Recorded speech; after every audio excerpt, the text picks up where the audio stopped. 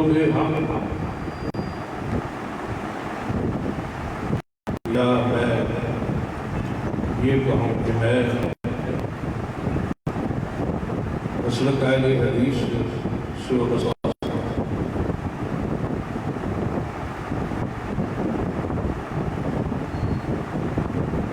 تو میں اہل حدیث کیوں ہوں؟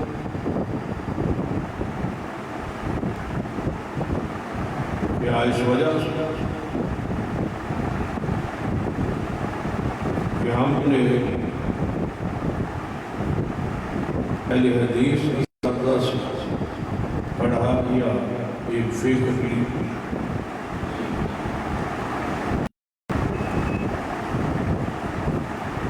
یا پھر تحقیق اور سچ کے بعد اس یقین کے ساتھ اس اطمینان کے ساتھ یہی حق ہے، پھر اس مسلک پر گام سے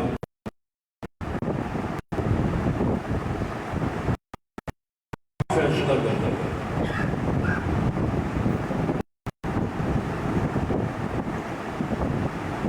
اور اپنے زمانے میں خود چاہتا ہے کہ جہاں آپ کھڑے ہیں کہ آپ شیرین کے ساتھ کہ آپ حق پر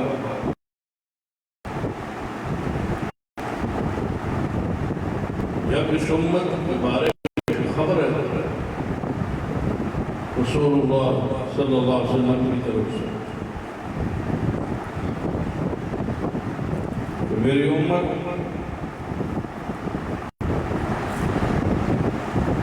73 فرقوں میں تقسیم ہو جائے، 72 جہنم میں جائے اور ایک گروہ جنت میں جائے، کیا وہ اہل جنت طائفہ منصورہ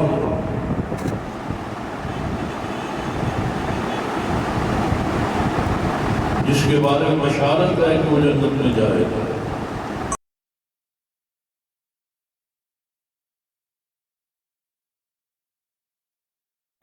اسی فکر سے اسی گروہ کے ساتھ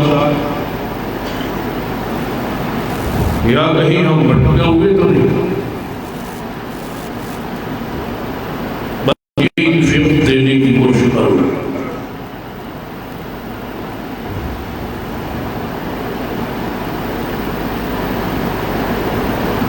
میں اہل حدیث کیوں ہوں؟ اس کی بنیاد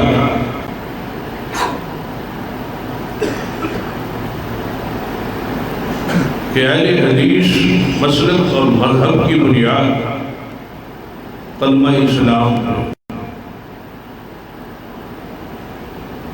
لا الہ الا اللہ محمد رسول اللہ صلی اللہ علیہ وآلہ، یہ پہلی ہے۔ اب غور کریں، کلمہ اسلام میں کلمہ طیبہ جو اسلام کا اساسی کلمہ جس سے اس دائرے میں بندہ داخل ہو، کتنے سادہ الفاظ اور ذرا ایمانداری سے سوچی اور بتلائی، کوئی کسی ہستی اور شخصیت کا اشارے اور کنائے میں ذکر ہو تو بتائیے۔ عبادت اللہ کی ہے، یہ کس کا معنی ہے؟ لا الہ الا اللہ، اور اطاعت محمد رسول اللہ صلی اللہ علیہ وسلم کی ہے، یہ کس کا معنی ہے؟ محمد رسول اللہ۔ یہی مسلک اہل حدیث۔ اگر کوئی مجھ سے پوچھ مسلک اہل حدیث کیا ہے؟ صرف ایک جملے میں بیان کریں تو میں کہہ سکتا ہوں عبادت اللہ کی، اطاعت محمد رسول اللہ صلی اللہ علیہ وسلم، بس یہ ہماری ابتدا ہے اور یہ ہماری انتہا ہے۔ اہل حدیث وہ شخص ہے جو براہ راست قرآن اور سنت کو سرچشمہ ہدایت سمجھتا ہو۔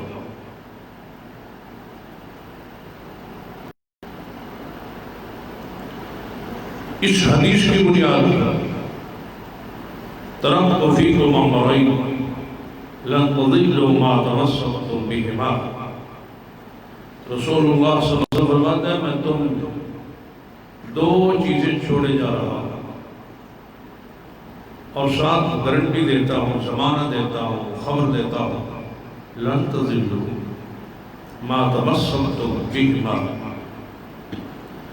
جب تک تم ان دو چیزوں پر جو میں چھوڑے جا رہا ہوں ان سے تمسک، تعلق، تمہارا جوڑ، انسلاک، تم ان دو چیزوں سے جب تک چمٹے رہے، گارنٹی دیتا ہوں ہرگز تم گمراہ نہیں ہو سکو۔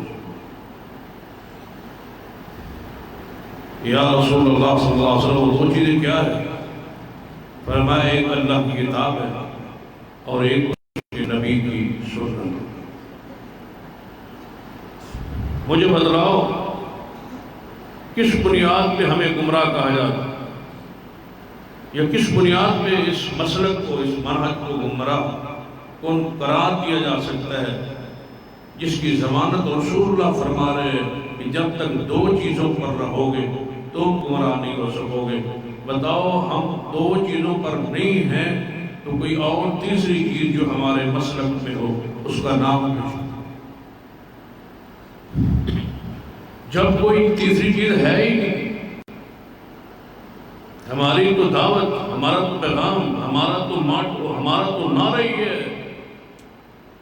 کہ اہل حدیث کی آواز کتاب و سنت کا نفاذ۔ اہل الحدیث کے دو اصول اطیعوا اللہ و اطیعوا الرسول، جب دو پر ہیں ہم تو پھر رسول اللہ صلی اللہ علیہ وسلم کی یہ خبر ہے کہ تم گمراہ نہیں ہو سکو گے، میں اسی لیے اہل حدیث ہوں۔ حتیٰ کہ اگر کوئی شخص کتاب و سنت کو سرچشمہ ہدایت براہ راست سمجھتا ہو اور وہ کسی مسئلے میں تحقیق کی نظر میں ہمارے عمل کے خلاف بھی جائے تو وہ اہل حدیث ہے۔ اور اگر کوئی شخص کتاب و سنت کو براہ راست ہدایت کا سرچشمہ نہیں سمجھتا اور ڈھیروں مسائل میں ہمارے ساتھ متفق بھی ہو تب بھی اسے اہل حدیث نہیں کہا جا سکتا، جیسے شوافع اور حنابلہ، جیسے شافعی اور حنبلی، ڈھیروں مسائل میں وہ ہمارے ساتھ متفق ہے۔ ہمارے امتیازی مسائل، رفع الیدین، آمین بالجہر، دیگر بہت سارے مسائل میں ہم سے متفق ہے، لیکن ہم انہیں اہل حدیث نہیں کہتے، نہیں سمجھتے، اس لیے کہ کتاب و سنت کو براہ راست سرچشمہ ہدایت سمجھنا یہ اللہ کے زمین پر خاصہ اہل حدیث ہے اور اس میں کوئی شک نہیں۔ اس لیے میں اہل حدیث، اور اگر اہل الحدیث کہلانے والا شخص براہ راست کتاب و سنت سے رہنمائی نہیں دیتا تو ہم اسے اہل حدیث شمار نہیں۔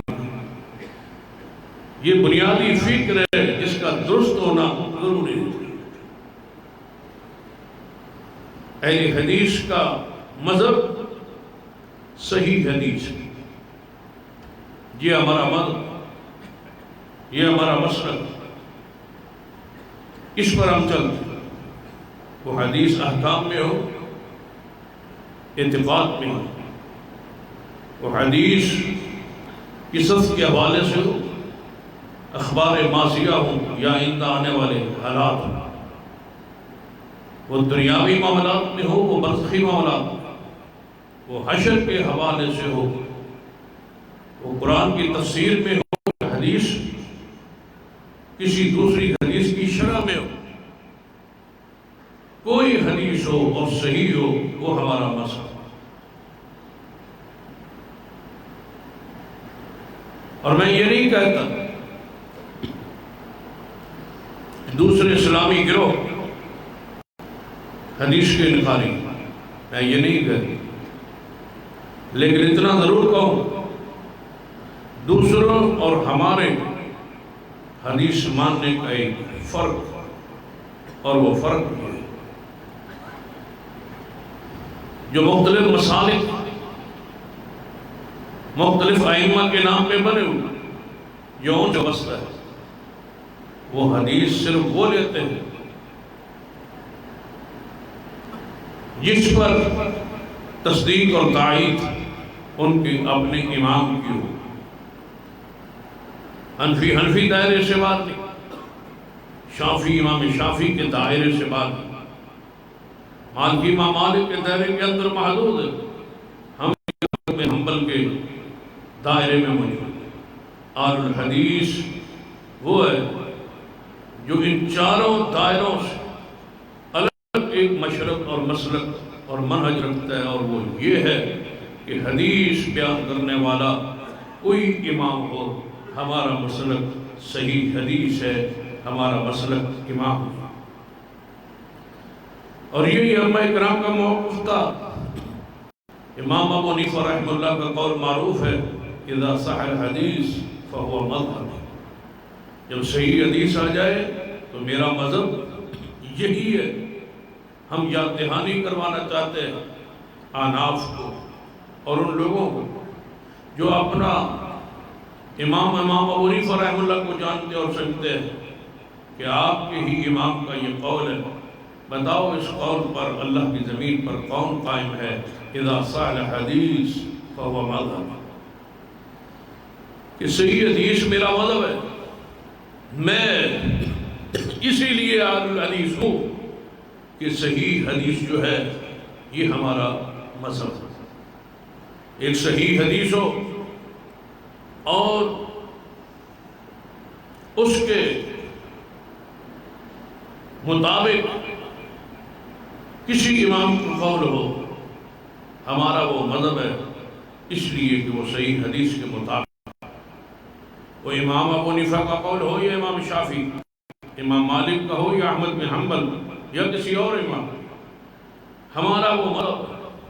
اور اگلی بات سن لیجیے، اگر کسی شخصی و شخصیت کا قول حدیث کے مخالف آ جائے، وہ ہمارا مسلک نہیں ہے، چاہے وہ ساری دنیا کا مسلک، ساری دنیا اس راہ پر چلے، ہم اس راہ پر نہیں ہیں، ہم اس راہ پر ہیں جس پہ رسول اللہ صلی اللہ علیہ وسلم موجود ہیں، اور آپ کا حکم، آپ کا فرمان اور آپ کی حدیث موجود ہے۔ یہی ہمارا مسئلہ، یہی ہمارا منہج، یہی ہماری دعوت ہے، اور اسی بنیاد پر ہم اہل حدیث ہے اور اس مسلک پر قائم۔ قرآن پاک کی آیت مبارکہ، وَاعْتَصِمُوا بِحَبْلِ اللَّهِ جَمِيعًا وَلَا تَفَرَّقُوا، اے ایمان والو اللہ کی رسی کو مضبوطی سے پکڑو، وَلَا تَفَرَّقُوا، اور فرقوں میں نہ بنو۔ میں پوچھتا ہوں وہ اللہ کی رسی اس کو تھام کے کون کھڑا ہے؟ وَاعْتَصِمُوا بِحَبْلِ اللَّهِ جَمِيعًا، سارے مل کے اللہ کی رسی کو پکڑو۔ یہ آیت اس وقت نازل ہوئی تھی جس وقت ابھی چاروں امام دنیا میں نہیں آئے۔ آیت مبارکہ رسول اللہ پر نازل ہوئی، رسول اللہ نے پڑھی اور صحابہ نے سنی اور سمجھی۔ مجھے بتاؤ اس دن اللہ کی رسی سے مراد کیا تھا؟ جس دن یہ آیت آئی تھی یا کوئی ہے جو بندہ یہ کہے کہ آیت رسول اللہ پر تھی لیکن اس پر عمل 100 سال یا 200 سال بعد شروع ہو؟ جس دن یہ آیت آئی تھی اس دن اللہ کی رسی اگر تھی ہی نہیں، موجود ہی نہ تھی، تو پھر اللہ نے اس کو پکڑنے کا حکم کیوں دیا؟ اور جو اس دن رسی اگر موجود تھی تو بتاؤ اس کے ساتھ فقہ شافی اور مالکی اور حنبلی یہ فقہ چاریں اس رسی میں تھی یا نہ تھی جس دن یہ آیت نازل ہوئی؟ اگر تھی تو دلیل دیجئے، اور اگر نہیں تھی تو تم نے نئی رسیاں ساتھ کیوں بات؟ ان رسیوں کو توڑنے کا، ان رسیوں کو کاٹنے کا، ان رسیوں کو ہٹانے کا اور خالص اس رسی کو قائم رکھنے کا نام مسلک اہل حدیث ہے، اور اسی لیے میں اہل حدیث ہوں۔ اگر تم فرقہ واریت سے بچنا چاہتے ہو تو ایک ہی راستہ ہے کہ اس رسی کو تھامو جس کو صحابہ کرام نے تھاما، اس دعوت کو تھامو جس پر صحابہ کرام تھے، اور اس گروہ اور اس منہج اور مسلک براہ راست وہ کتاب و سنت، براہ راست اللہ کی اطاعت اور رسول اللہ کی اطاعت پر تھے، اس پر آؤ گے فَآتُوا وَلَا تَفَرَّقُوا، فرقوں میں نہیں ہوگے، اور اگر رسی کو چھوڑو گے تو یہ معذرت کے ساتھ تم فرقہ ہو اور فرقہ پرست۔ وَاذْكُرُوا نِعْمَةَ اللَّهِ عَلَيْكُمْ، اللہ فرماتا ہے اس وقت کو یاد کرو، اِذْ كُنْتُمْ أَعْدَاءً، جب اس اللہ کی رسی کے آنے سے پہلے تم آپس میں دشمن، فَعَلَّفَ بَيْنَ قُلُوبِكُمْ، اللہ نے تمہارے دلوں کو جوڑا، فَأَصْبَحْتُمْ بِنِعْمَتِهِ إِخْوَانًا، تم اس کی نعمت اور فضل سے بھائی بن گئے۔ مجھے بتاؤ، صحابہ کرام حضور کی آمد سے پہلے، کتاب و سنت کے آنے سے پہلے آپس میں کیا تھے؟ الگ الگ دشمن تھے۔ اللہ نے دلوں کو جوڑا اور بھائی بنا دیا، اور کس بنیاد پہ بھائی بنے؟ کتاب و سنت کی بنیاد، ان میں اختلاف رہا ہی نہیں۔ اگر کہیں ذاتی نوعیت کے اختلافات آپ کو نظر آئیں گے، لیکن اس دعوت، اس مسلک اور منہج پر، مشرب پر صحابہ میں کوئی اختلاف نہ رہا۔ صدیق و عمر، عثمان و علی، طلحہ و زبیر، سعد و سعید، امیر معاویہ، دیگر اصحاب رسول، مسلکاً، منہجاً، عقیدے کے اندر، اعمال کے اندر ایک تھے۔ کہیں تنظیم کی حیثیت، نظم کی حیثیت، اختلافات معمولی نوعیت، فروعی اختلافات، کتاب و سنت کے فہم میں، سمجھ میں کہیں نہ کوئی اختلاف نظر آئے گا، لیکن تھے بھائی، اور آپس میں ایک دوسرے کے پیچھے نمازیں پڑھنے والے، محبت کرنے والے بھائی تھے، عقیدہ ان کا ایک۔ تو میں آپ سے پوچھتا ہوں، کیا اس دنیا میں جتنے فرقے جن اماموں کے نام پر موجود ہے، کیا وہ مسلکاً، مشرباً، عقیدے کے اندر ایک نہیں ہے؟ وہی ہمارے ملک میں ایک ہی امام کے نام پر گروہ موجود ہے، امام ابو حنیفہ رحمہ اللہ کے نام۔ لیکن مجھے بتاؤ، کیا مسلک اور مشرباً امام ابو حنیفہ کے سارے ماننے والے احناف ایک مسلک پر قائم ہیں؟ بھائی ہیں، ایک دوسرے کے پیچھے نمازیں ہیں، ایک نام پر مسجدیں ہیں؟ نہیں ہے۔ اگر مجھے وقت اجازت دیتا ہوتا تو میں احناف کی شاخوں کا ذکر کروں تو ایک خطبہ نہیں، اس پر تو کئی خطبے چاہیے، جو ایک امام کے نام پر آگے کئی فرقے ہیں جن کی عقیدے الگ،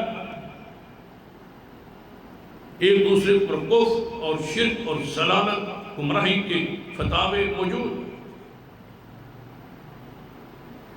لیکن اللہ کی زمین پر میرا موضوع کیا ہے کہ حدیث کے ہو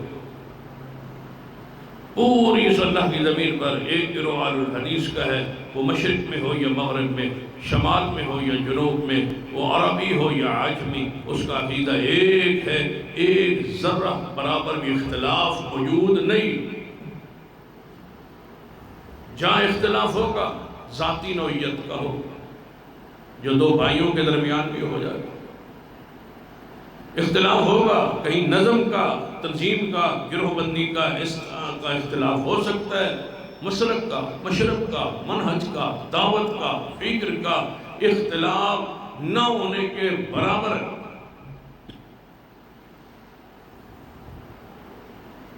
جو قلیل ہوتا ہے سمجھو کہ معدوم ہوتا ہے، اس کی حیثیت ہی نہیں۔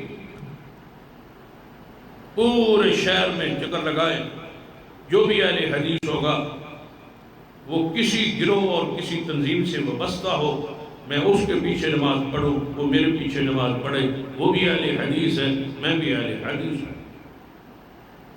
ذرا یہ کوئی ہے جو حنفی اس دعوت میں کھڑا نہیں کھڑا ہو سکتا، کیونکہ فکر ٹیڑھی ہے، فکر سے ہٹے ہوئے یہ لوگ۔ امام ابن تیمیہ رحمت اللہ علیہ ایک بڑی پیاری بات اپنے فتاویٰ میں لکھی، اگر غور کرو تو یہ بات بڑی کام کی اور بڑی فکر۔ آپ فرماتے ہیں کہ اہل حدیث یہی وہ مسلک ہے جس کو طمانینت، سکینت اور اپنے مسلک اور منہج پر 100% یقین کے ساتھ کھڑا ہے کہ میری دعوت، میرا طریقہ وہی ہے جو محمد مصطفیٰ کا تھا، تو اہل حدیث مجھے سکون۔ فرماتے ہیں وَلَا يَمْتَرُونَ، یہ ان پر شک ہے ہی نہیں، یقین کی نعمت ہمیں حاصل۔ اگر اس طرح مشکل بات ہے تو آسان افزال میں سمجھاتا ہوں۔ جیسے ہم نے جمعہ شروع کی، اذان دی، امام خطیب آیا، وہ ممبر پہ بیٹھا، اذان شروع، اذان ہوئی، خطبہ شروع ہوئی، خطبہ مکمل ہوگا، چند لمحات میں بیٹھوں، اٹھ کے دوسرا خطبہ، اس کے بعد نماز۔ جب سلام پھرے گا تو میں یقین سے کہہ سکتا ہوں کہ ہم نے جمعہ ویسے ہی پڑھا اور پڑھایا جیسے 1450 سال پہلے محمد مصطفیٰ نے خطبہ اور آپ نے دیا تھا اور پڑھایا تھا۔ آج اس کی اگر نقل اور اتباع دیکھنی ہے تو ہمارے خطبے اور ہمارے طریقے کو دیکھ، یقین کے ساتھ کہہ سکتا، ایمان کے ساتھ کہہ سکتا، شک شبہ سے بالا کہہ سکتا۔ لیکن یہیں سے دوسری مسجد میں چلے، اس کے پورے نقشے کو لیں، اس کے آنے کو، پھر اس کی تقریر کو، پھر اس کے سنتوں کے وقت کو، پھر اس کی اذان کو، پھر اس کے خطبے کو، پھر اس کی نماز کو، سلام کے بعد ایک نہیں درجنوں اس کی غلطیاں کتاب و سنت سے ثابت کی جا سکتی ہے کہ اس کی نماز کا انداز وہ نہیں ہے جو محمد مصطفیٰ علیہ وسلم۔ یہ یقین، یہ اطمینان ہمیں حاصل ہے۔ کیوں؟ ہم جس پر قائم ہیں وہ ذالک الکتاب لا ریب فیہ، ہم جس پر قائم ہیں وہ ما ینطق عن الہوی ان هو الا وحی یوحی۔ ان دو آیات کی بنیاد پر ہمیں اطمینان حاصل ہے کہ نہ قرآن میں شک ہے، نہ محمد مصطفیٰ کی حدیث میں کوئی شک ہے۔ ہم اس اطمینان پر کھڑے، اور اسی لیے ہمیں اہل حدیث ہے کہ یہ نسبت محمد مصطفیٰ صلی اللہ علیہ وسلم سے جڑی ہوئی۔ ہمارا نام فرقہ وارانہ نہیں، ہمارا نام رسول اللہ کے ساتھ جڑا ہو۔ حدیث کس کی ہے؟ محمد مصطفیٰ صلی اللہ علیہ وسلم۔ ہم کون ہیں؟ اہل حدیث۔ کیا معنی؟ رسول اللہ والے، اس کے علاوہ اہل حدیث کا کوئی اور معنی ہے تو بیان کیجئے۔ پوری دنیا میں یہ میری آواز جا رہی ہے اور پوری دنیا کے علماء کو میری طرف سے یہ دعوت ہے کہ اہل حدیث کا معنی وہ بتلائیں، اس کے علاوہ کہ یہ رسول اللہ والے کیا کہتے ہو کہ آل الحدیث یعنی رسول اللہ والے برے۔ ہمارا تو نام ہی ایسا پیارا ہے، ہمیں حضور سے کوئی توڑ نہیں سکتا، حضور سے جدا نہیں کر سکتا۔ ہم آل الحدیث ہے، رسول اللہ والے، اور یہ ہمارا نام مذہبی نام نہیں ہے۔ مذہبی نام ہمارا مسلمین ہے، ہمارا صفاتی اور عملی نام اہل حدیث ہے۔ ہماری وہ فکر ہے کہ ہم حدیث کو ہی لیتے ہیں۔ ترکت فیکم امرین لن تضلوا ما تمسکتم بہما کے تحت ہم اس فکر پر قائم ہیں۔ عملی طور پر ہمارے اس طریق سے ہمیں اہل حدیث کہا گیا کہ یہ وہ ہیں جو حدیث سے نہ ادھر جاتے ہیں نہ ادھر جاتے ہیں، یہ اہل الحدیث۔ اور پھر وہ بندہ اپنی صفات سے ہی پہچان جس میں جو خوبیاں ہوں انہی خوبیوں پر وہ معروف ہوتا ہے، مشہور ہوتا ہے۔ قاری ہو، قرآن کو جانتا ہو تو قاری معروف ہوتا ہے، قرآن کا حافظ ہو تو حافظ معروف ہوتا ہے۔ ہم پر یہ نام جسپاں کیا گیا، ہم نے قبول کیا کہ ہمارا نام آل الحدیث ہے، یعنی اللہ کی زمین پر یہ ایک گروہ ہے جو رسول اللہ والا۔ تم کون ہو؟ میں حنفی ہوں۔ تم کون ہو؟ میں شافعی ہوں۔ تم بھائی کون ہو؟ میں حنبلی ہوں۔ تم کون ہو؟ میں جعفری ہوں۔ ہم کون ہیں؟ میں کون ہوں؟ میں رسول اللہ والا آل الحدیث ہوں۔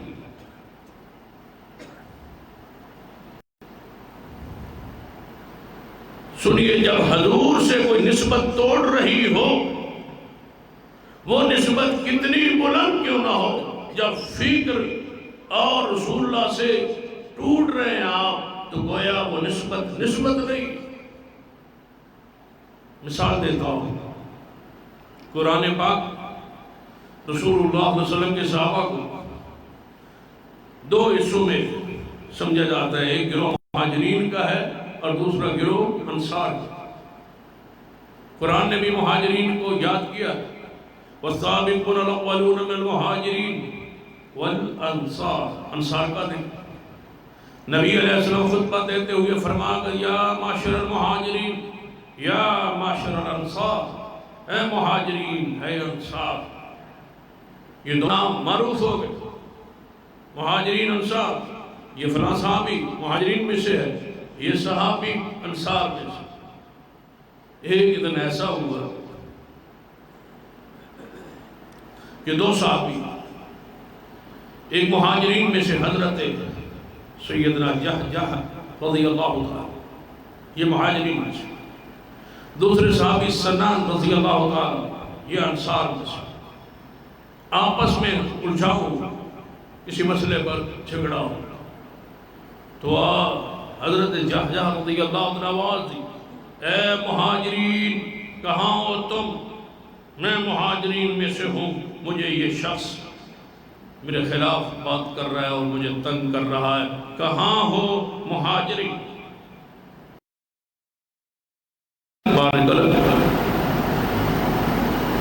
جب سیدنا سنان رضی اللہ عنہ نے یہ منظر دیکھا کہ یہ مہاجرین کے لفظ کی بنیاد پر اپنے قبیلے کو، اپنے ہم مش کو، اپنے ہم عمل کو، اپنے گروہ کو بھلا رہا، اس نے آواز دی، اے انصار نکلو، یہ باہر سے آ کے ہم پر چڑھائی کرنے لگے ہیں، باہر نکلو۔ رسول اللہ صلی اللہ علیہ وسلم نے سن لی کہ ایک مہاجرین کو دوسرا انصار کو بلا رہا ہے۔ رسول اللہ تشریف لائے، فرمایا جاہلیت کی آوازیں جس نام تم معروف اور مشہور تھے، اس کے اندر حزبیت، اس پر یہ کٹ، اس پر یہ بندی، حالانکہ قرآنی نام ہے، حدیثی نام ہے، پڑھ لیجئے۔ سیدنا عبداللہ بن عباس رضی اللہ تعالیٰ عنہ کا وہ قول جو کتب احادیث میں موجود ہے، رسول اللہ نے اس وقت روک دیا تھا، بعد میں ایک وقت آیا سیدنا علی رضی اللہ تعالیٰ عنہ زمانے میں نظم کا اختلاف ہوا،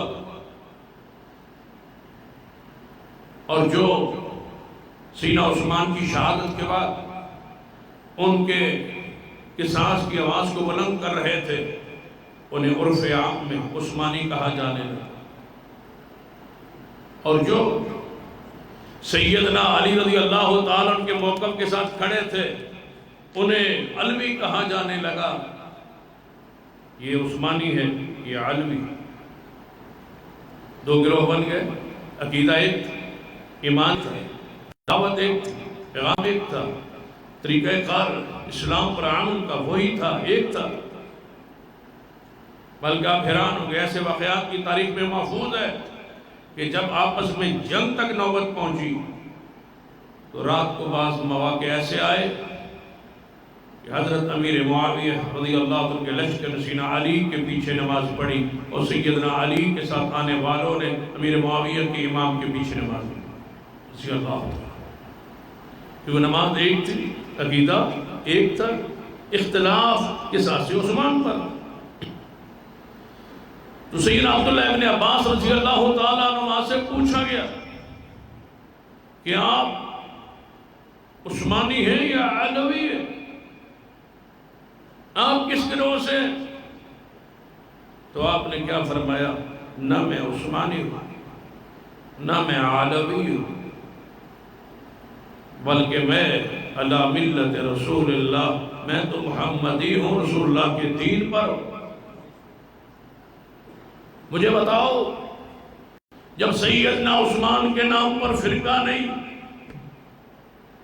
جب سیدنا علی کے نام پہ بات میں فرقہ نہیں، جب سیدنا امیر معاویہ کے نام پر گروہ بندی نہیں، جب صدیق و عمر عثمان کے نام پہ فرقہ نہیں، تو مجھے بتاؤ چاروں اماموں کے نام پہ فرقہ وریت، فرقہ بندی کیوں ہے؟ اس کی مجھے بنیاد بتاؤ۔ ہم سے کوئی پوچھے آپ شافعی و مالکی حنبلی ہے تو ہمیں کہا جاتا ہے کہ نہ ہم حنفی ہیں، نہ شافعی ہے، نہ مالکی ہے، نہ حنبلی ہے، سب کا احترام ہے، ہم تو محمدی ہیں۔ بیشتی ہے حدیث کہ میں رسول اللہ والا ہوں، رسول کے ساتھ جڑا ہوں۔ اب آپ مجھے بتائیں، جب ہم کہتے ہیں کہ میں عثمانی اور علوی نہیں، اس کا کیا معنی ہے کہ سیدنا علی کو ہم نہیں مانتے؟ کیا اس کا یہ معنی ہے کہ سیدنا عثمان کے ہم انکاری؟ یا اس طرح سمجھ نہیں آئی تو پیچھے چلتا ہے، اگر میں کہوں کہ میں عیسائی نہیں ہوں، یہودی نہیں ہوں، تو اس کا کیا معنی ہے کہ میں ابراہیم علیہ السلام کو نہیں مانتا، میں موسیٰ علیہ السلام کو نہیں مانتا، میں عیسیٰ علیہ السلام کو نہیں مانتا؟ عیسیٰ علیہ السلام کو مانتا ہوں، عیسائی نہیں ہوں، عزیر علیہ السلام کو مانتا ہوں لیکن یہودی نہیں ہوں، میں سارے ائمہ کو مانتا ہوں لیکن میں محمدی ہوں۔ ان کے نام پہ فرقہ نہیں۔ اور آپ کو ایک عجیب بات سنانے لگا ہوں، سید شاہ ولی اللہ محدث دہلوی رحمہ اللہ نے اپنے رسالہ لکھا ہے، اس میں وہ اپنا ایک واقعہ لکھتا، وہ واقعہ آپ کو سنانے لگا ہوں۔ فرماتے ہیں کہ مجھے رسول اللہ کی زیارت کشف میں ہوئی یا خواب میں ہوئی، جہاں کشف کا بھی ہوگا ہم یہی کہیں گے کہ خواب میں رسول اللہ کی انہیں زیارت ہوئی۔ وہ خود بیان کرتے اپنے رسالے میں، مجھے رسول اللہ کی زیارت۔ میں نے پوچھا رسول اللہ صلی اللہ علیہ وسلم سے، یہ بات سمجھانے کے لیے ایک واقعہ آپ کو سنا رہا ہوں کہ یا رسول اللہ صلی اللہ علیہ وسلم، ہمارے ملک میں علاقے میں ایک گروہ ہے جو سیدنا علی سے بہت محبت کرتا ہے اور آپ کے اہل بیت سے محبت کرتا ہے، آپ کی بیٹی خاتون جنت سیدہ فاطمہ سے محبت کرتا ہے، سیدنا حسن حسین سے محبت کرتا ہے، اہل بیت کی محبت کے وہ دم پر تھے یا رسول اللہ پھر وہ آپ کی اہل بیت کی محبت میں روتے بھی ہے، بہت غم کرتا ہے. سمجھ گئے وہ کون سا گروہ ہے؟ فرمایا میں نے پوچھا یا رسول اللہ صلی اللہ علیہ وسلم جب ان کی محبت کو، عقیدت کو، پیار کو، رونے کو دیکھتا ہوں نا تو مجھے ایسے لگتا ہے کہ وہ حق پر ہیں، وہ ٹھیک ہے. اتنی محبت آل رسول اہل بیت سے. یا رسول اللہ صلی اللہ علیہ وسلم آپ کیا فرماتے ہیں ان کے بارے میں؟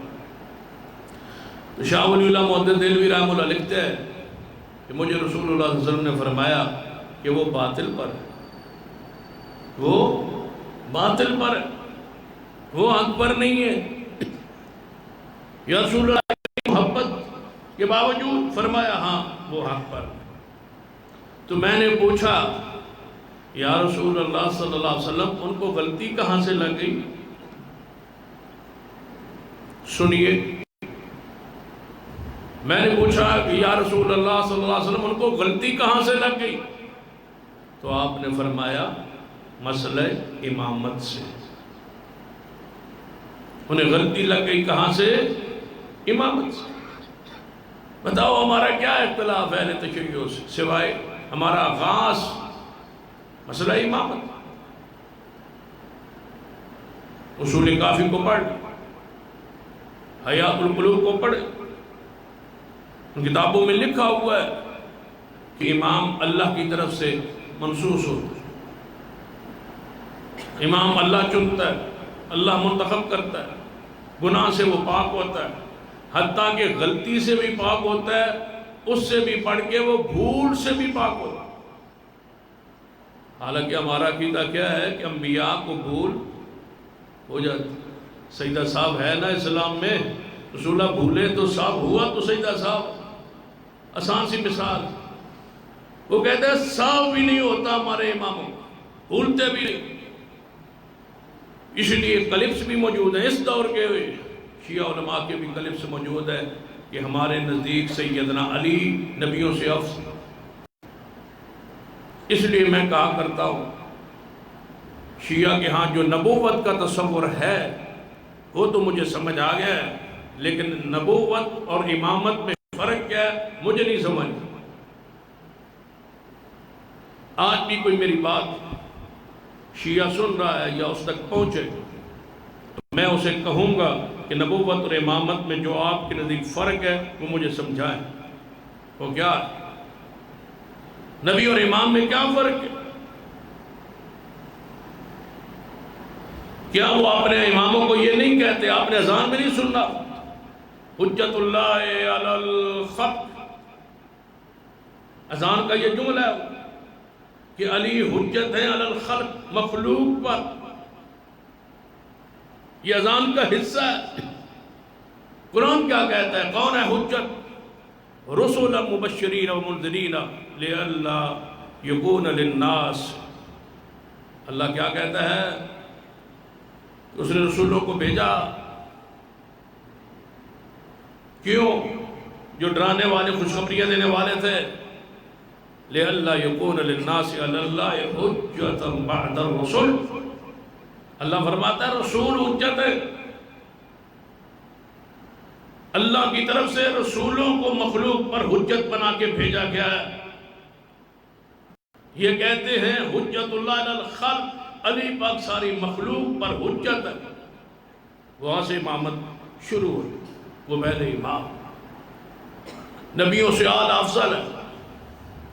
باقی سارے اختلافات اگر علی کو امام بنا دیا جاتا، خلیفہ وقت بنا دیا جاتا حضور کے بعد، یہ فرق، یہ وراثت، یہ بیٹیوں کے اختلاف، یہ خیبر کے اختلافات کچھ بھی نہیں. بلکہ کہتے ہیں کہ اے حسین اگر امامت نہ چھینی جاتی تو تیرا واقعہ کربلا والا بھی پیش نہ آتا. ہمارا ان سے اختلاف بنیادی امامت پر، باقی ساری چیزیں بات میں. لم یکن الذین کفروا من اہل الکتاب المشرکین منفکی حتی تأتیہم البینہ رسول من اللہ، اللہ فرماتا ہے میری طرف جو دلیل بن کے آیا ہے، حجت بن کے آیا ہے، وہ محمد صلی اللہ علیہ وسلم رسول من اللہ، اللہ کی طرف سے وہ رسول ہے، حجت اللہ کی مخلوق پر، حدیث ہے۔ قیامت والے دن اللہ فرمائے گا محمد الفرق بین الناس، آج محمد ہی ہیں جو فرق کریں گے، جن کی بنیاد پر فرق ہوگا کہ جنتی کون ہے اور جہنمی کون ہے۔ جو رسول اللہ کا مطیع ہوگا وہ جنتی ہے، جو آپ کا نافرمان ہوگا وہ جہنم۔ حتی تأتیہم البینہ رسول من اللہ، یہ رسول اللہ صلی اللہ علیہ وسلم۔ ہمارا اور ان کا اختلاف کس کا تھا؟ مسئلہ امامت کا، یہ الگ ہو گئے، امت سے، دین سے، شریعت سے، پوری دعوت سے الگ ہو گئے۔ مجھے نہیں سمجھ آئی کہ یہ گروہ ختم نبوت کیسے مانا، کیا مانا ہے ختم نبوت کا کہ محمد مصطفیٰ کے بعد اللہ 12 امام منصوص وہی کر کے بھیجے گا؟ کیا مانا ہے وخاتم النبیین؟ یہ الگ ہو گئے، اہل سنہ الگ ہو گئے اسی مسئلہ امامت پر۔ مجھے بتاؤ، پھر میں کہنے لگا ہوں پوری بصیرت کے ساتھ سنو میری بات، توجہ کے ساتھ کان کھول کے سن لو۔ ہمارا اور اہل تشیع کا اختلاف، مجھے بتاؤ کب اور کس پر شروع ہوا؟ مسئلہ امامت پر۔ دو حصوں میں امت تقسیم ہو گئی، اہل سنہ الگ، اہل تشیع الگ۔ انہوں نے کہا مسئلہ امامت ہے، ہم نے کہا نہیں، مسئلہ خلافت ہے، امامت نہیں، الگ۔ آگے بڑھتے بدقسمتی سے وہ تو الگ ہو ہی گئے، اس کے بعد بدقسمتی سے اہل سنت میں تفریق ہونے لگی۔ وہ سارے نظریات جو ائمہ کے بارے میں رافضیوں کے تھے، ان عقائد کو یہی کہا گیا کہ یہ امام میں نہیں ہے، لیکن کام اماموں سے پھر وہی لیا گیا جو رافضی لیتے تھے۔ اہل سنت کے اندر اب فرقہ واریت ہونے لگی ہے، تفریق ہونے لگی ہے، یہ بانٹ، یہ تقسیم ہونے لگے۔ مجھے بتاؤ، شیعہ تو الگ ہو گئے تھے کس پر؟ مسئلہ امامت پر۔ اہل سنت فرقوں میں کیوں بٹے؟ کس پر؟ مسئلہ امامت پر۔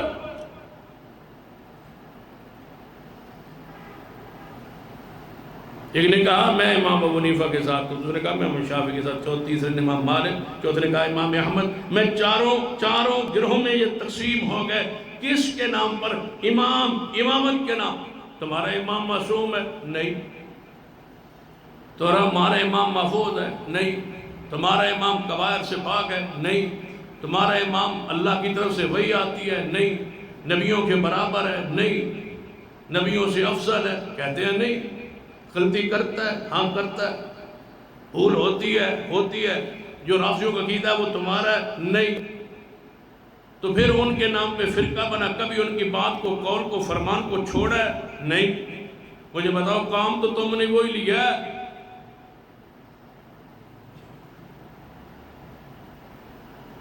ان کی جرات ہے۔ علامہ شہید کہاں یاد، علامہ احسان رشید رحمۃ اللہ علیہ فرمایا کرتے تھے، وہ جرات والا فرقہ تو وہ ہے جنہوں نے کہا معصوم ہے، غلطی نہیں ہوتی، جو مرضی کرو۔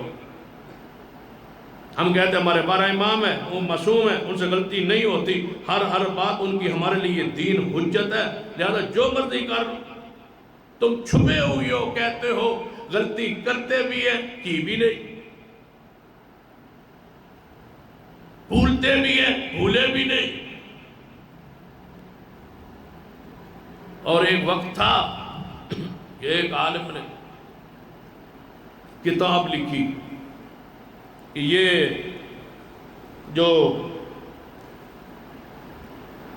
حدیث ہے یہ قرآن کی فلاں آیت کے خلاف ہے، یہ حدیث ہے یہ قرآن کی فلاں آیت کے خلاف ہے۔ وہ حدیثیں اکٹھی کر دیں جو ان کے ذہن کے مطابق قرآن کے خلاف تھی۔ تھے وہ حنفی. تو میں نے ایک دن پوچھ لیا، وہ قرآن کے خلاف تو اتنی ساری حدیث آپ نے اکٹھی کر لی، کوئی امام کا قول بھی قرآن حدیث کے خلاف اکٹھے کیے؟ کوئی امام کے اقوال قرآن حدیث کے خلاف ہوں؟ اس کا مطلب ہے قرآن سے جب بھی ٹکرائے، محمد مصطفیٰ ٹکرائے ہیں نعوذ باللہ، حدیث ٹکرائی ہے، امام کا تو کوئی قول قرآن و سنت کے خلاف ہے ہی نہیں. پھر مجھے بتاؤ معصوم ماننے کو اور کیا ہوتا؟ حضرات، امت تفریق ہے امامت کے نام پر، اہل حدیث متحد ہے محمد مصطفیٰ کے نام. اس لیے میں آج اس تفریق کو ہم مٹانا چاہتے ہیں، ختم کرنا چاہتے ہیں. لوگوں کے ذہنوں میں اماموں کے بارے میں ایک پوری پلانے کے ساتھ تفریق کے لیے، تقسیم کے لیے، فرقہ واریت کے لیے ان کی شان میں اتنی حدیث گھڑی گئی کہ اللہ کی پناہ. اٹھائیے در المختار، فقہ حنفی کی معتبر کتاب ہے.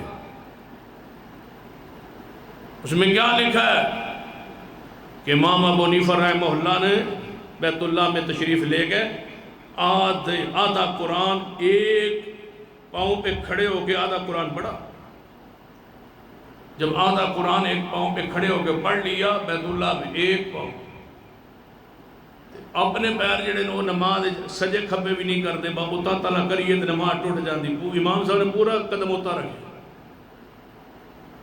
ایک قدم پر آدھا قرآن پڑھا تو آواز آئی، اے امام ابو حنیفہ، جا تجھے بھی معاف کیا اور جو تیرے ماننے والے ہیں قیامت تک انہیں بھی معاف کیا. اب جو بندہ سنے گا کہ امام صاحب کو ماننے کے بعد بندہ معافی مل جاتی ہے، اس کی عقل و شعور ہو تو وہ تو چلے گا ساتھ.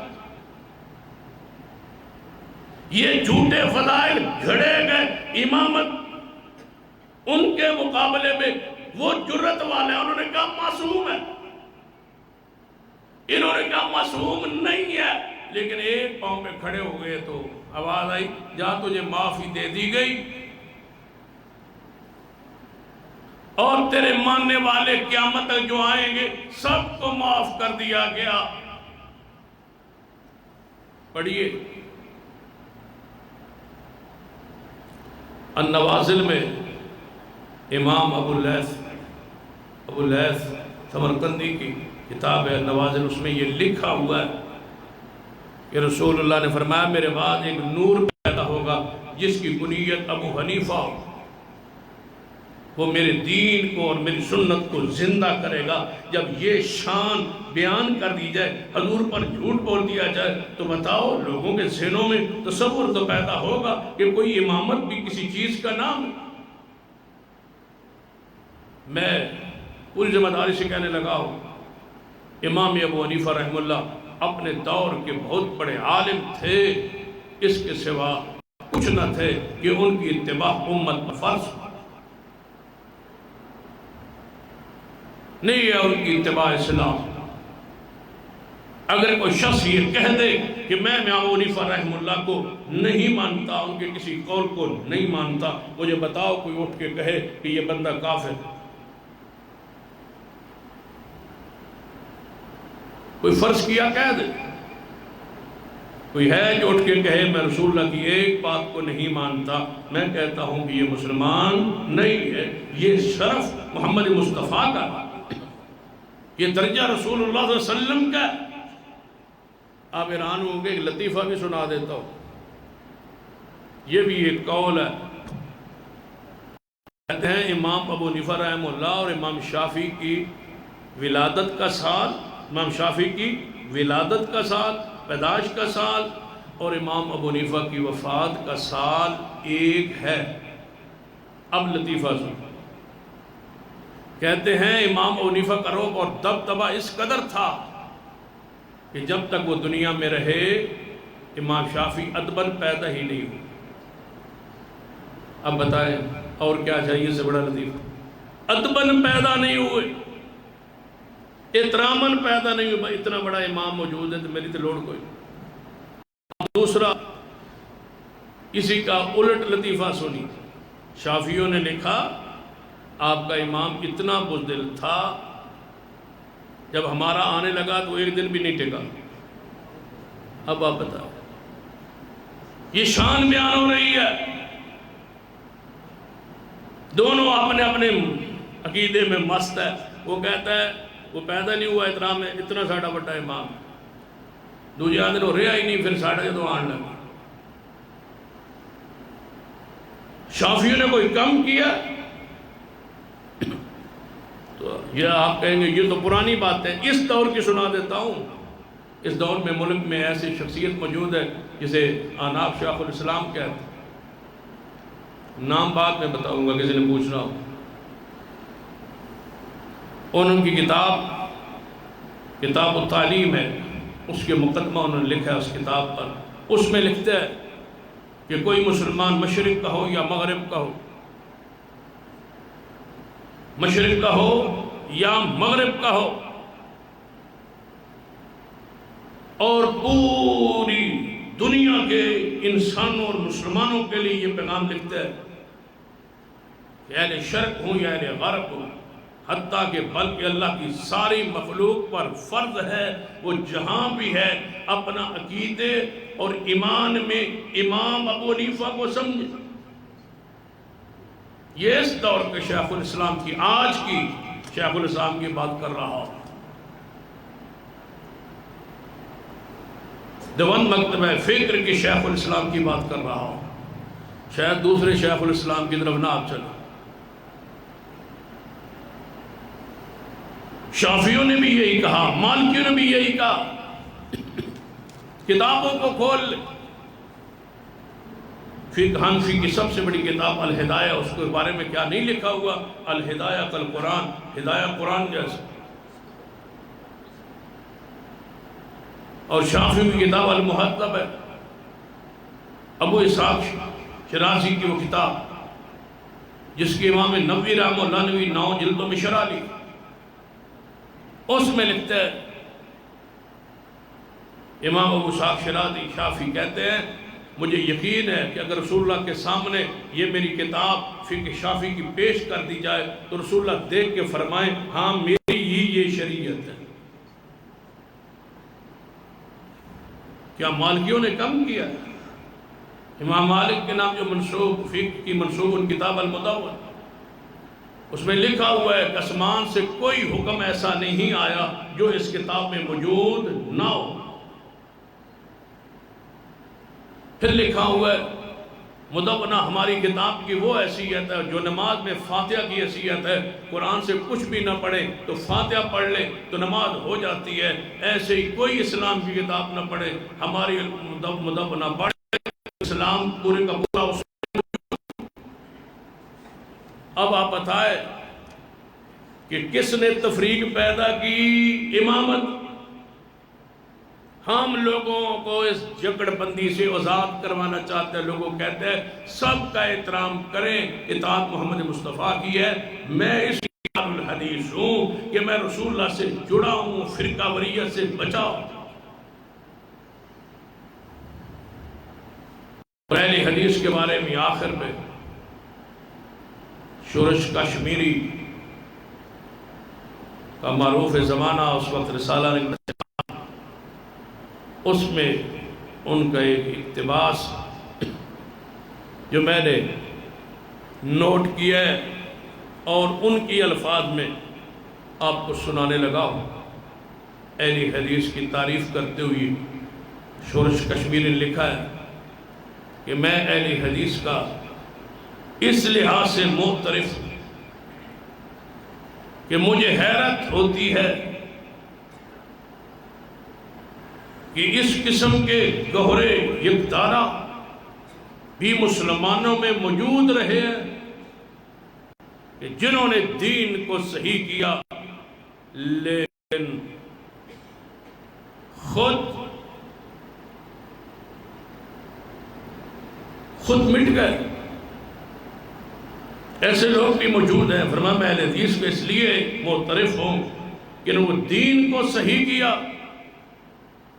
خود رسوا ہوئے، جنہوں نے اسلام کو بالا کیا لیکن خود غضب کا شکار ہو. دین کو بلند، ہمارا قصور و جرم بتلاؤ. کس شخصیت کو ہم نے آج تک آپ سے منوایا ہے؟ اپنی کی یا کسی اور کی شخصیت کو؟ نہیں. ہم نے جب بھی آپ سے بڑا بنوایا کس کو؟ محمد مصطفیٰ صلی اللہ علیہ وسلم. قال اللہ و قال رسول کے علاوہ ہماری کوئی دعوت، ہماری کوئی تقریر، ہمارا کوئی خطبہ لائے جس میں ہم نے قال اللہ و قال رسول کے علاوہ کچھ کہا ہو. اسلام کو بالا کیا لیکن خود غضب کا شکار ہو گئے. جنہوں نے غیر ملکی استعمار کا ڈٹ کر مقابلہ کیا لیکن اپنوں کے ہاتھوں اور پرائے کے خنجروں سے گھائل ہوتے رہے. یہ شورش کشمیری کے الفاظ میں اس لیے اہل حدیث کا معترف ہوں. حضرات میں اس لیے اہل حدیث ہوں. یہ وہ اوصاف ہے اس مسلک اور اس منہج میں. آپ کو دعوت فکر دیتا ہوں، آئیے اس مسلک کے ساتھ جڑ جائیے. یہی نجات کا راستہ ہے، یہی طائفہ منصورہ ہے، یہی اصلی دین ہے، یہی اسلام ہے. اسلام اور اہل حدیث آپس میں مترادف یہ الفاظ ہیں. جو اسلام ہے وہی اہل حدیث ہے، جو اہل حدیث ہے وہی اسلام، وہی منہج اسلام کا ہے. ہم کچھ نہیں ہے. رضیت باللہ ربا وبالاسلام دینا وبمحمد نبیا. اللہ ہمیں اس مسلک و منہج پر زندہ رکھے اور اسی پر موت دے. اور جو اس پر نہیں ہے انہیں دعوت فکر دیتا ہوں، گریبانوں میں جھانکیں، پڑھیں، تحقیق کریں، سرچ کریں تو آپ کو یہی مسلک کتاب و سنت ہی نظر آئے گا. یہی حق ہے، یہی دین ہے، یہی شریعت ہے. اور یہی وہ گروہ ہے جو قیامت تک قائم رہنا ہے، جس نے دین کو صاف کر کے، ستھرا کر کے، بدعات سے اور لوگوں کی ملاوٹ سے امت کے سامنے پیش کیا ہے اور پیش کرتے رہیں گے. اللہ ہمیں اس عہد پر زندہ رکھے، اس پر موت دے. اقول قولی ھذا واستغفر اللہ لی ولکم ولسائر المسلمین وآخر دعوانا الحمدللہ.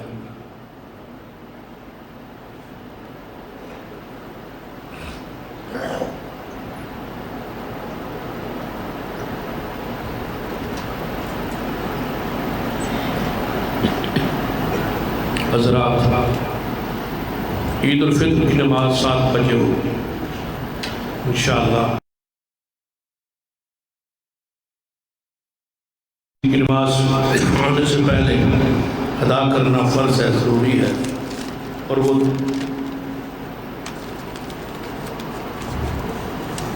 2.5 کلو گندم کی صورت میں اسلام میں ہے، دین میں. ہاں ہمارے پاس وہ لوگ ساتھی پیسے اس کے 300 کے حساب سے جمع کروا رہے ہیں. اس کا راشن خرید کے مقامی جماعتی مستحقین تک آپ کی آواز پہنچا دی جائے. آپ علم ہے کہ فطرانہ ہم مدرسہ کے فنڈ میں نہیں ڈالتے، اس کو الگ رکھتے ہیں اور اس کا راشن غرباء مقامی جماعتی احباب میں تقسیم کرتے ہیں. تیسرا اعلان ہمارے جو ہے قرآن پاک کی منزل انشاءاللہ پرسوں اتوار کو مکمل ہوگی نماز تراویح میں. فضیلت الشیخ حضرت مولانا محمد حسین مدنی مدینہ یونیورسٹی آف کاموں کی وہ انشاءاللہ اس موقع پر درس ارشاد فرمائیں گے. آج رات ہمارے تراویح کے بعد جو ہے وہ درس ہوگا. محترم مولانا زبان صاحب درس ارشاد فرمائیں. کل انشاءاللہ 27ویں رات کو بھی حافظ محمد صاحب اکاڑوی صاحب نماز تراویح کے بعد درس ارشاد فرمائیں. یہ ہمارا شیڈول اس طرح جاری ہے، انشاءاللہ جاری رہے. تیسرا اعلان ہے یہ اعلیٰ قلم ایجوکیشنل کمپلیکس جو ہمارا 33 پھاٹک میں ہے، وہاں طلباء کے لیے FA اور FSC کا IS اور ICS میں داخلہ جاری ہے. یہ انٹری ٹیسٹ ہمارا 21 اپریل کو روز اتوار صبح 9 بجے وہاں مرکز میں ہوگا. پروفیسر عبد المبین صاحب اور جس کے ڈائریکٹر پروفیسر عثمان صاحب یہاں تشریف فرما ہے، ان کی سرپرستی میں، ان کی نگرانی میں یہ ادارہ چل رہا ہے. تو اب آپ سے گزارش ہے کہ وہ بچے آپ کے میٹرک کے جو امتحانات سے فارغ ہو چکے ہیں آپ ان کو داخل کروانے کی کوشش کریں. اس میں FSC بھی کر لیں گے جس میں وہ خود جانا چاہتے ہیں، میڈیکل میں، نان میڈیکل میں وہ بھی کر لیں گے. ساتھ ساتھ قرآن اور حدیث کی علوم پر بھی انشاءاللہ انہیں مہارت ہو جائے گی. تو وہاں ہمارے اس کالج میں یہ پروگرام داخلے کا جاری ہے، آپ سے گزارش ہے کہ اس میں بچوں کو داخل کریں۔ اس کے بعد آخری اعلان جامعہ کے تعاون کے حوالے سے گزشتہ 3 خطبات میں ہم نے آپ کو یاد دہانی کرائی، تو آپ آج جو ہے آپ اس کے ساتھ ادارے کے ساتھ جامعہ کے ساتھ بھرپور تعاون کریں، کیونکہ ہمارا یہ بجٹ 5 کروڑ پر مشتمل ہے، تو اتنے سارے بچوں کی کفالت یقیناً ہم نے جو اس کا تناسب نکالا ہے، ایک بچے پر 8,000 ہمارا خرچ ہوتا ہے، اگر وہ سارے بچوں پر 40 لاکھ ہمارا یہ ماہانہ ہے تعمیرات کے علاوہ، یعنی ماہانہ خرچ 40 لاکھ، تو اگر ایک ساتھی ایک طالب علم اپنے ذمہ لے لے، بجائے اس کے کہ ہم 500 کے لیے مانگیں، اگر ایک طالب علم آپ اپنے ذمہ لیں، آپ اپنے دوستوں سے، رشتہ داروں سے، کسی جاننے والے سے ایک طالب علم کی سرپرستی اگر خود نہیں لے سکتے، دوستوں کو دلوا سکتے، 8,000 ماہانہ کوئی مشکل نہیں ہے۔ تو اس مہم پر ہم نے کام شروع کیا ہوا ہے، کچھ ساتھیوں نے وعدے کیے، آپ سے گزارش ہے کہ اس کے لیے بھرپور تعاون کریں اور جامعہ کے ساتھ اپنی زکوٰۃ صدقات سے، تاکہ ہم یہ سالانہ بجٹ جو ہے اس کو آسانی سے پورا کریں۔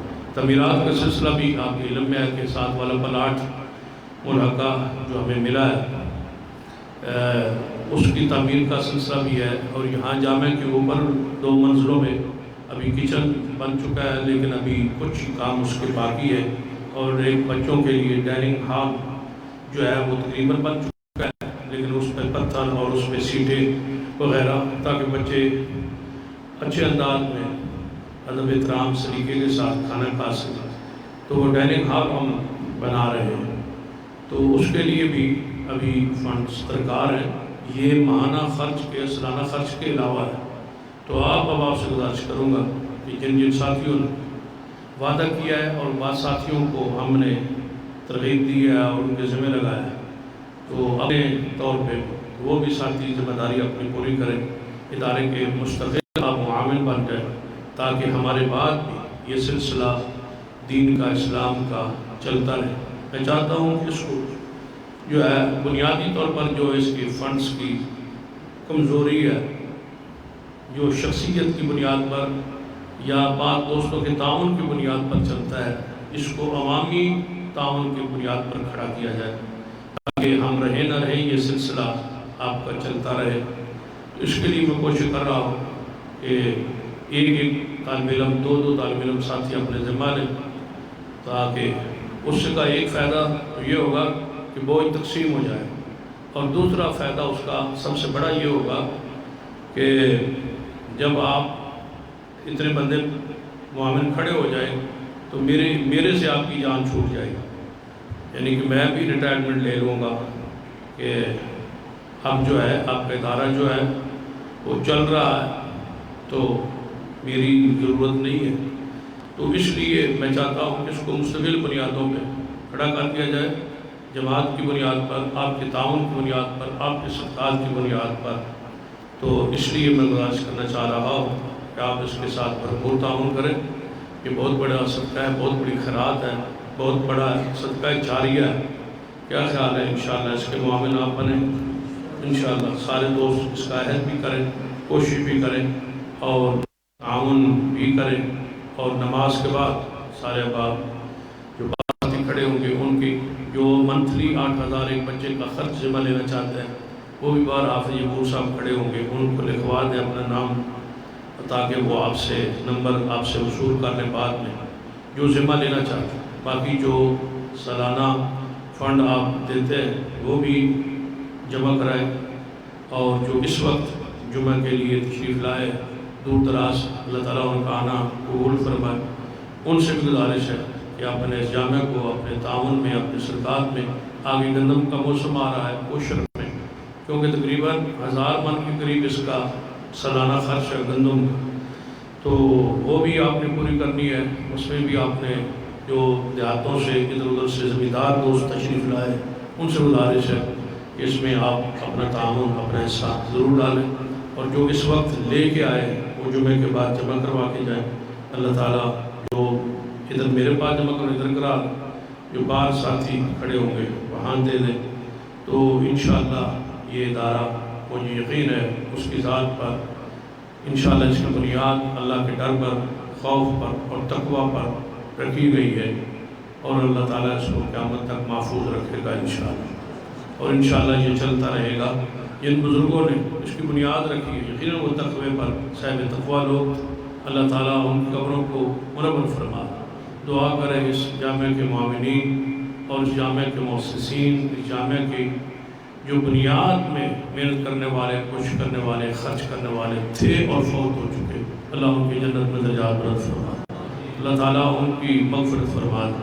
جنہوں نے سب سے پہلے یہ بوٹا لگایا وہ ہمارے حاجی صاحب، اللہ ان کی مغفرت فرما دے، اور مدرسے کی بنیاد میں حاجی محمد شریف صاحب، مرزا عبدالرحیم صاحب تھے، اس طرح مرزا عبداللطیف صاحب، مرزا جو ہے وہ عبدالحمید صاحب، عبدالحفیظ صاحب، محمد ادریس صاحب، اللہ تعالیٰ ان سب کی مغفرت فرما، اللہ ان کی جنت میں درجات بلند فرما۔